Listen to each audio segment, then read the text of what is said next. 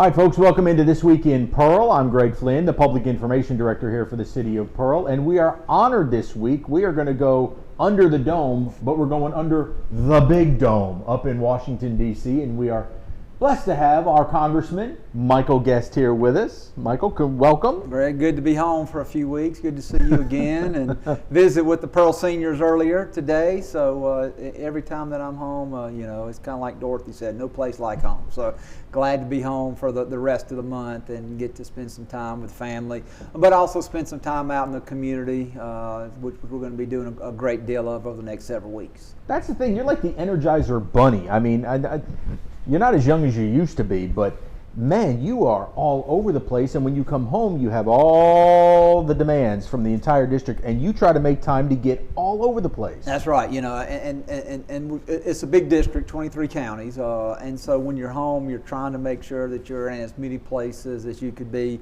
Last week we had the opportunity to be in Madison County at the opening of the Amazon facility. Truly an amazing facility, state of the art. Going to employ 12 to 1,500 people once it reaches peak capacity, and so to be there for that ribbon cutting and to see that facility. We'll be in Neshoba County tonight. Tomorrow night I will be in Knoxville-Kemper County.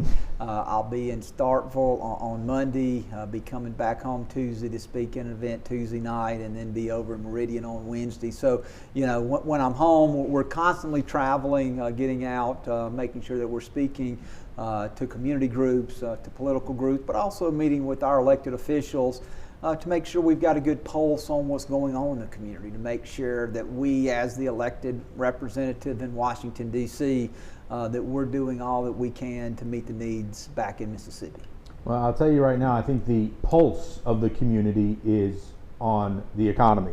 And boy, my goodness, if nobody knew what inflation was before, they're getting a quick lesson in it now, because you go to the grocery store and shoot, everything is milk and bread, and then let's not even talk about the gas pumps. But what are you guys doing at the federal level to try and rein this in? Well, one of the problems is we've seen that this inflation has been fueled a lot by unnecessary government spending.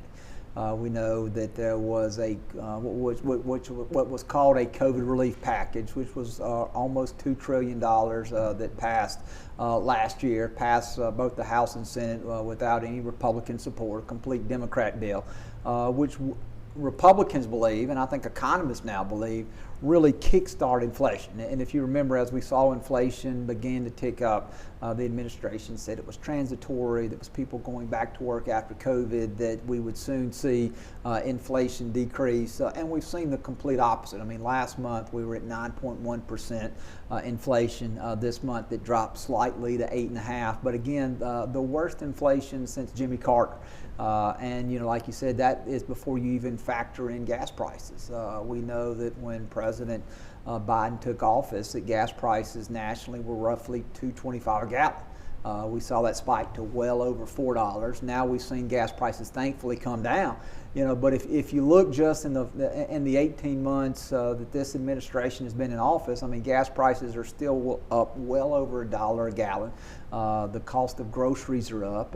If anyone is going and looking at buying a home, mortgage rates have spiked because of the rise in inflation. You still have some of the same supply chain issues that we have, is when you do have the ability to purchase goods, sometimes you're having to wait weeks or months for those goods to be delivered. And that's before we talk about the rise in crime in many of our urban areas and the the crisis, the immigration crisis we're seeing on our southwest border.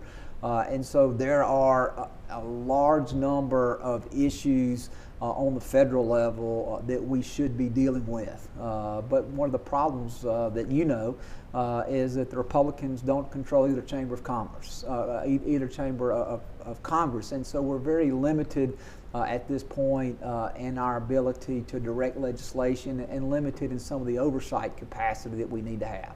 But as you're, spitballing with the other congressmen and women around the country, you see unemployment is at very low rates. Like Mississippi, we're at record low unemployment, but yet everywhere you go is looking for help. So from a national perspective, how is it that unemployment is so low, but yet every business needs people to come work?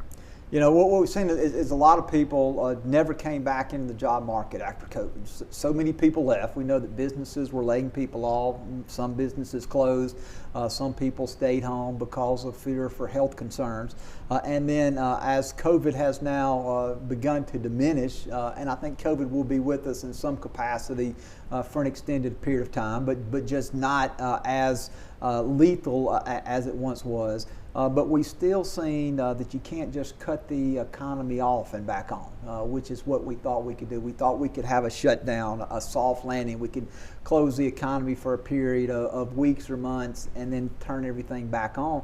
We see that's just that intent was something that we couldn't accomplish. And so many people, for whatever reason, have dropped out of the workforce. And you're right, as we're seeing so many people go back to work, we're also seeing many businesses which are desperately needing help. We've seen wages go up. We've seen businesses offer flexible hours. Businesses offered signing bonuses. Businesses offered increased benefits in an attempt to attract more workers. Which is good for those people who are out there looking for work, but ultimately we know that those costs are going to be passed on to the consumer.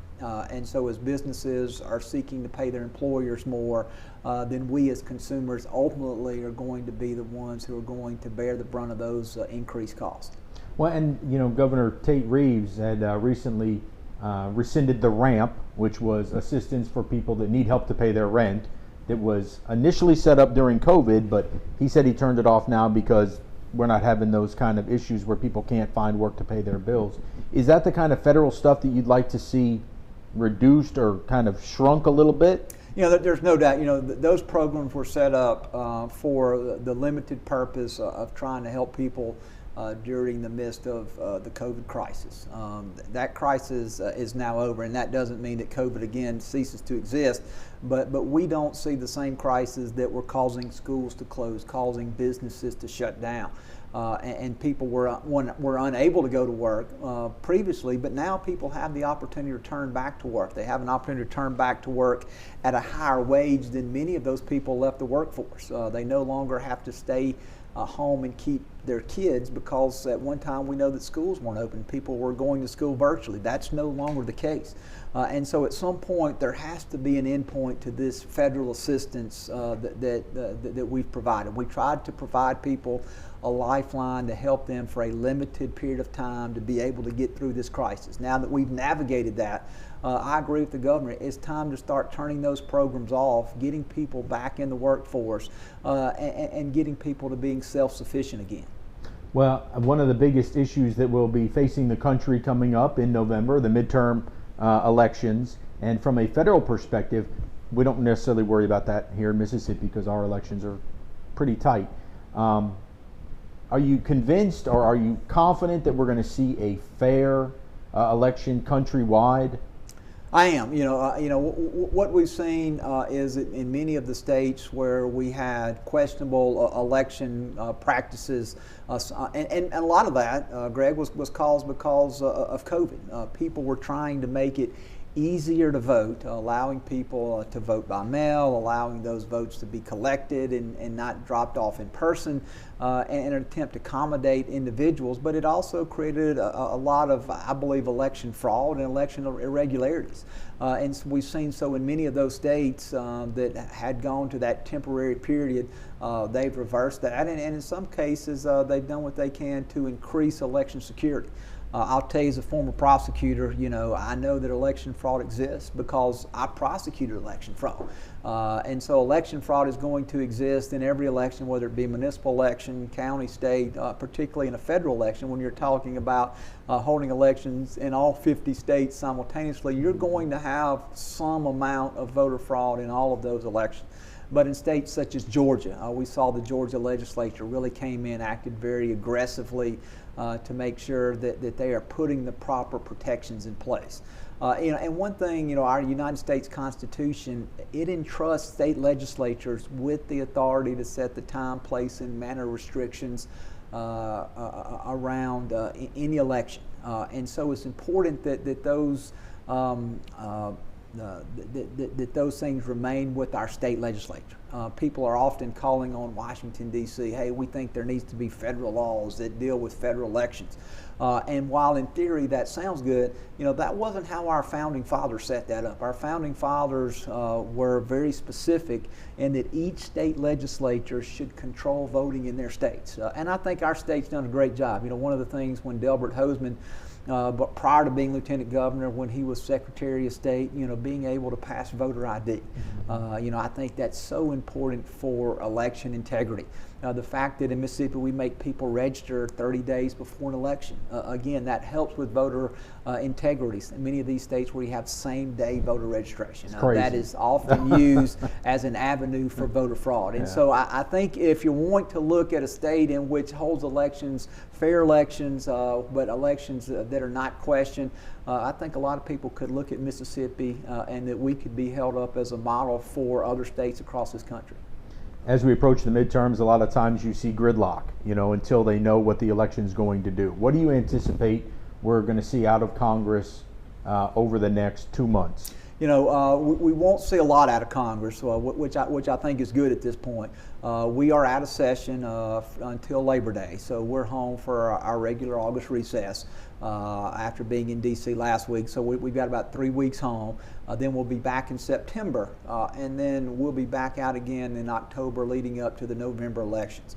And so that doesn't give a lot of legislative days. There's about 20 plus legislative days on the calendar between now and the November 8th elections. I think as Republicans, what we ought to do is we ought to try to limit the Democrats from passing any bad legislation between now and then.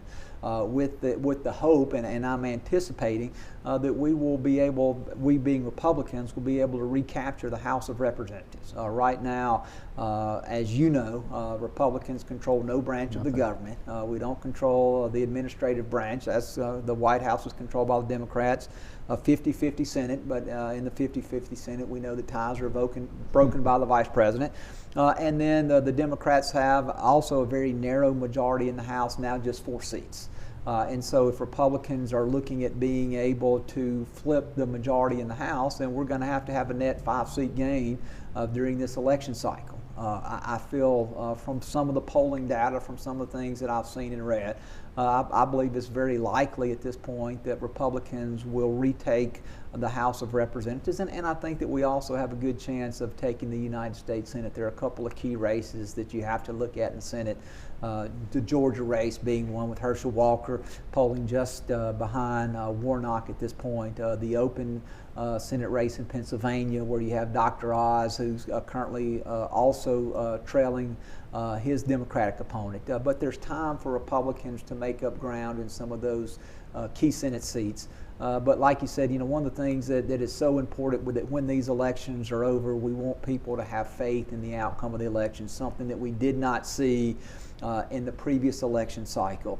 And that's something that I think is so important, that regardless of whether your candidate wins or loses, that the public has faith that the elections were fairly conducted and that the candidate who received the most votes wins. So just the scuttlebutt behind the scenes there in the halls of Congress, you don't foresee any legislation that they're going to try and push through quickly while they still have the majority? They basically used up their opportunity to do that with the last legislation that passed, the reconciliation package. That passed the House with a 50-50 vote, strictly party lines, the tie vote then being made by the Vice President. And then just last week, members of the House, me included, were summoned back to D.C. To vote on that legislation. Again, every Republican voted against that legislation. Every Democratic supported it. And so that really is the last opportunity the Democrats have to pass any sort of sweeping legislation that would not require bipartisan support. The reason the reconciliation package, it is a vehicle that can be used once a year by Congress that deals really just with supposed to be budgetary type of items. Now we've seen that has been expanded greatly, that this last package included $700 billion in new spending, includes raising taxes on most Americans that pay taxes, and also includes increasing the size of the IRS, basically doubling the size of the IRS. What are they going to? That's what I want to ask you. What are they going to do with 87,000 new IRS agents? Right? Yeah, if you look at that, that means that everyday Mississippians are going to be subject to audits. And I've never encountered anyone who said, "Hey, I had a positive experience with the IRS." I'm blessed, knock on wood, that have not been audited in my lifetime. But the people that I know that have talked about what a terrible experience that is. Part of the messaging on behalf of the Democratic Party was that these agents would only target people making more than $400,000. But the Congressional Budget Office, which is a nonpartisan group, so that means that they don't favor Republicans or Democrats, came in and rebutted that and said, no, these IRS agents are going to be focused on anyone who files a federal tax return. So that means the large majority of the people that live in your community and our community in Rankin County are going to be subject to this now army of new IRS agents who are going to be pouring over our tax records. Well, that doesn't make sense too, because if you say that, well, they're only going to go after people making more than $400,000, well, you can't do that because that's discrimination. But even still, even if you were going after that, 87,000 new agents for a small portion of people making, I don't know very many of those folks living in Rankin County over 400,000, but there can't be that many to sell that line to the American people, right? That's right, but again, that was the selling point, as we were there, and I actually was speaking on the House floor in opposition to the bill, and as I'm there waiting my opportunity to speak, that was the thing that the Democrats were saying over and over again, is that no one making less than $400,000 would be subject to any additional audits with these new agents. And we would then produce records from, again, the CBO and some of these other think tank organizations to rebut that. Well, it's just common sense. You don't have 87,000 people don't need a small minority of people making that kind of money, right? Yeah, and so again, that was a selling point that they used to try to convince the American people, or most of the American people, that this legislation wouldn't affect them, but it is going to affect them. And I think that if you look at legislation that has been passed, I would say this was one of the worst pieces of legislation that I've seen during my 3.5 years in Congress. Wow. Whew. Remains to be seen. We'll see what happens in November, that's for sure. No doubt. But until then, safe travels around the district. I know you're going to put a lot of miles on. Well, look, thank you, and thank you for having me in Pearl. It's always great when I'm home to be able to come over here and see you, the mayor, to speak with our seniors today. Had a great visit with them, and really just talking a little bit about my background growing up in this community and how much I love Rankin County. We gave a little, a friendly conversation back and forth about Brandon Pearl, a rivalry that, is so important, to both of our communities. And look, I just can't thank the mayor and the board and law enforcement enough for all that they do. I had the opportunity to serve as DA. Or either as an assistant or DA for almost 25 years. I know the important work that the Pearl Police do. I know that we've got one of the most violent cities per capita in the entire country, just right across the line there. And so I just want to praise your law enforcement for the incredible work that they do each and every day in keeping our community safe. Well, thank you for enduring the swamp for us. Thank you for letting me serve. All right, that is Congressman Michael Guest. We might bring him back on Pearl Brandon Week in early November. We'll have to see. Depends on how the two teams are doing. We'll be back with more This Week in Pearl right after this.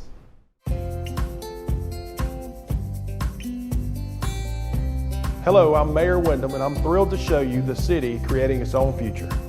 Pearl is located in Rankin County, the fastest growing county in Mississippi, and there's no question why. Access to great schools, even better shopping, and unbridled beauty make Pearl a town that truly embodies its name. And with a truly exceptional team of first responders, public safety is another key component of our success. With fantastic housing opportunities from quaint suburban neighborhoods to gorgeous lakefront properties, there's a place for you here in Pearl. You can't beat the location. Right outside of Pearl is the crossroads of the South, where Interstate 20 meets Interstate 55. From here you can travel anywhere within the state or the country. Or you can choose to stay right here in Pearl to enjoy a Mississippi Braves baseball game or experience the small town atmosphere, community pride, and heart of the local residents. Well, before we go, we want to remind you to get your tickets right now for Music at the Muse.